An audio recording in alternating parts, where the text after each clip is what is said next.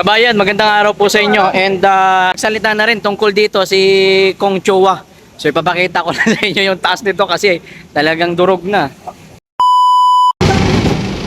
Kabayan, aakyatin natin at nakapagpaalam na po tayo na aakyatin yung yung pinaka taas nito. Nagpaalam na po tayo, kabayan. And pinayagan po tayo na pumasok dito kasi tapos na rin yung gawa nila. Uwian na maya-maya. So ito na, kabayan, ang eksena dito. So durog na. Actually, skeleton na ito, itong building ho na ito. Nung siguro mga 2 weeks ago, nung pinakita ko to, napakaganda pa nito. Pero ngayon kita nyo naman, wala na. And durog na. Ito mga kababayan, ang tinatapakan ko, bali ano to. Ito mismo yung bangkita. Yan, tingnan nyo. Yan, kalsada agad. Yan. So akyatin natin. And siguro hindi ko lang alam kung mga ilang araw pa o linggo bago ito matapos, pero talagang durog na. Ayan. So actually mga kababayan, nasa ano ito, 4th floor, hanggang 4th floor po ito. Pero ganun pa man, ito na po yung sitwasyon ngayon. Durog na. Ayan. Tiles pa naman, ma'am.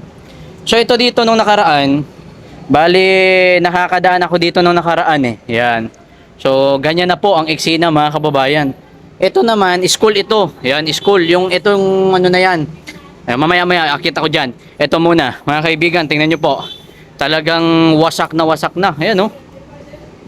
Sabi nga ni Kong Chua, sabi niya, para daw ito sa ganito, ganyan.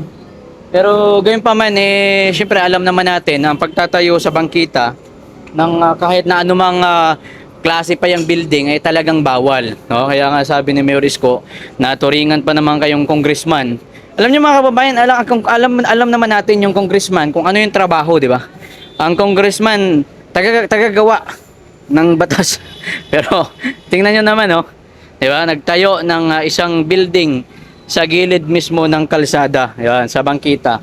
So dahan-dahan lang tayo kasi pang ilang floor na ito, pangalawang floor. And akyat tayo dito sa yan, akyat tayo sa pang 3rd floor. Yan, medyo nabubulol na ako.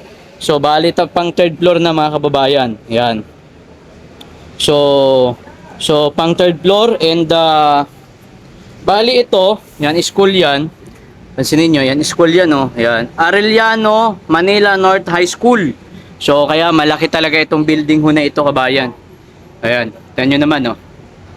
Oh, ito yung school. Ito yung school na natatakpan nitong building. Yan. Ito naman yung building na pinagawa di umano ni Kong Chua. Ito yung school. Pansinin niyo po. Talagang naperwisyo dahil nga syempre yung mga alikabok pumasok diyan sa loob po nila, kahit sabihin natin may bakod, pero pumasok talaga diyan sa loob po ng school na yan. So, kawawa. At saka naging apektado talaga yung mga kabataan. Dito mga kababayan, ito na yung pang 3rd floor na po yata tayo. Pang 3rd floor na po yata ito. So papakita ko sa inyo. Sir. So ito, bali isang na lang, last floor na. So mataas na tayo, sa mataas na tayong bahagi. And kita nyo naman, yan. So kita nyo, wala na, durog na mga kababayan. Pero akitin natin maya-maya yung 4th floor. Pansinin nyo, ito yung school, diba? So natakpan talaga yung school mga kababayan. Mataas na ho ito, kabayan. Ayan, oh, wasak na, oh. Nung nakaraan, ang ganda pa nito. Kaya hindi na rin napigilan ni Kong Chua na magsalita. Talagang, uy, may GMA mga kababayan. Ayan, so, ayan po, may na po, may media. Ayan, so, mamaya-maya siguro magre-report na rin yan. Ayan, oh. Oh, ito mga kababayan, pinuntahan na po ng GMA News, no? So, syempre, nagsalita na kasi si Kong Chua patungkol po dito. And last floor na ito yung yung Arellano Manila North High School. Ayan, makita nyo naman, di ba? Ayan, so natakpan talaga. So akyatin natin yung last part mga kababayan, but syempre kapag kami naman pinayagan at mag-ingat lang dahil alam naman natin medyo madulas ito dahil tiles. And ayan po, ito yung school na naharangan itong building na ito. Kaya nga nung nakaraan sabi ko, kawawa naman yung mga estudyante. Dahil siyempre yung hangin at saka madilim, no?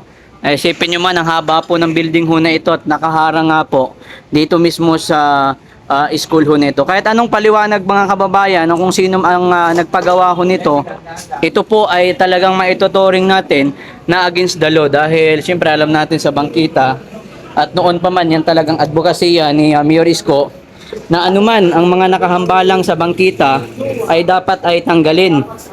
Pero bakit nung wala na si Mayor Isko nung nakaraan, alam naman nila na bawal yun, pero pinatayo yung mga ganito.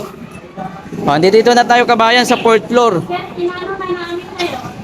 Ayan, 4th floor na po ito, last floor na po ito, hanggang dito na lang tayo kabayan. Ayoko na dyan kasi, alam mo naman, hindi tayo dyan hustler eh. Pero sila okay lang sa kanila, no? Pero siyempre nakakatakot na mga kababayan kasi walang harang eh. Wala na, delikado na, siyempre hindi na tayo pupunta doon. At tanging mga professional na lamang yaong pinapayagan na pumunta dyan sa mga location ho na yan.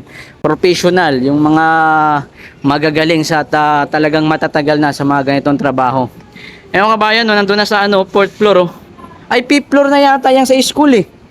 No, kasi ayun oh, sa pinakamataas na si kuya oh. Sipin nyo po, ipapakita ko sa inyo, pagka nawala na itong building ho na ito, mas di hamak na liliwanag yung ano na yan. Yung school ho na ito. Sige, punta ka doon. Diyan, banda ho. Ayan. Ito yung school ho, halos tinapatan kasi ang taas nito kabayan. Pakita ko sa inyo. Yan yung taas. Yan. Yan yung pinakamataas at ito naman yung school. Bali, 4 na palapag. So, yan. Ito yung mga kababayan natin. So, okay na. And, bababa na ako kabayan. Papakita ko yung sa inyo yung ibang bahagi. Ayan. Durog na dito. So, ayan. Ayan kabayan. And, siyempre, dandahan kayo kasi, ano ito, medyo delikado kasi may mga bubog na. And, pababa na po tayo. Ito yung kalsada yan dyan. Ayan, pababa na tayo. Pero, siyempre, dandahan lang kasi may mga bubog yan at saka tiles, medyo madulas. Pawa mga professional lang, yung mga mabibilis maglakad dito, sir, no? Yeah. Tulad yan, sir. Babagsaan ka. Professional yan, magaling yan. Di... Siyempre, yan.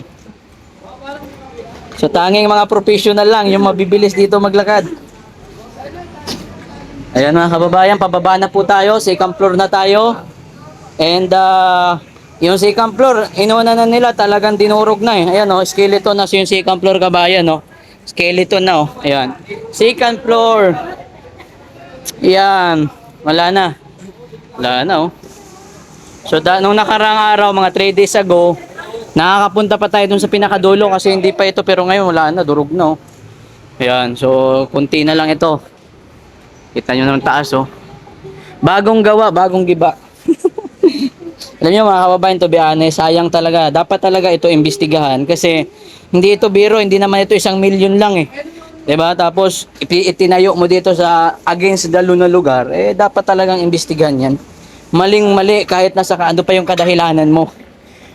Mamaya sasabihin ko sa inyo, isipin nyo yung mga vendors kapag ka sila po ay nandun sa mga yung mga vendors kapag ka nandyan sila sa bangkita, sasabihin bawal sila. So sabihin, uy ha, nabuhay lang. Hindi, bawal kayo, against the law yan. Ang mali ay mali. Pero ito tinayo. So dapat din talaga ito hulihin at saka imbestigahan.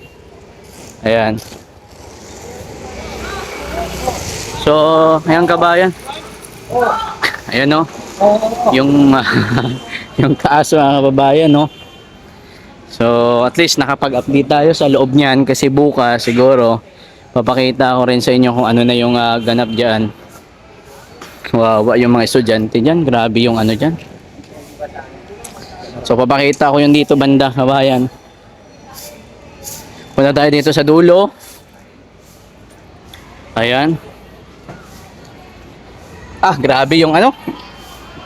Grabe yung alikabok, kabayan. Ayan no.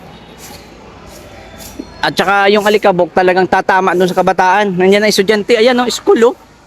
Mayroong mga kabataan dyan. Ayan no. Yan, school yan. Hanggang doon, school yan. So kawawa naman yung kabataan, tinatamaan ng ano ng alikabok. Grabe yung alikabok, kabayan no. Pansin niyo naman namumuti talaga. Grabe. Ayan no. So tatama yan dyan sa kabataan, kawawa talaga. Naging ano ba, kumbaga, naging ganito at naging naperwisyo yung kabataan dahil dito sa maling pagpapagawa na ito at sa Bangkita Kabayan. Alam naman kasing mali. Ang mali kasi ay mali. No? Kahit ano pa yung dahilan mo, pagkasabing mali, mali talaga. Hindi pwede. Kaya nga 'di ba yung mga vendors anong sabi ng mga vendors? Dito po kami kasi naghahanap buhay lang kami. So 'di ba maganda naman yung intention nila? Kaysa nga naman sa magnakaw, maghanap buhay. Magtinda sila kasi wala namang iba, walang choice. So andyan sa Bangkita. So sa hinuhuli nyo kasi sabi nyo against the law. Pero maganda yung intention nila, 'di ba? Kasi nga maghahanap buhay sila. Pero hinuhuli. Kaya ito, kahit ano pang sabihin nyo na magandang intention na kahit pinakamaganda yan, ayan ang against the law. Ang mali ay mali. Yan ang ano natin sa batas, di ba? Ayan, oh. Oh. Pansinin nyo mga kababayan, oh. Napakaliit na po niya, no. Oh. Ito yung Bangkita kasi hanggang dito, eh. Ayan, ito yun. Tapos pag umikot kayo, school. Tapos ayan, school, di ba? Oh, ayan, school yan. Kaya nga may nakalagay na no parking, oh. Ayan, oh, linaw-linaw na, oh. No parking kasi nga Bangkita, mga kababayan.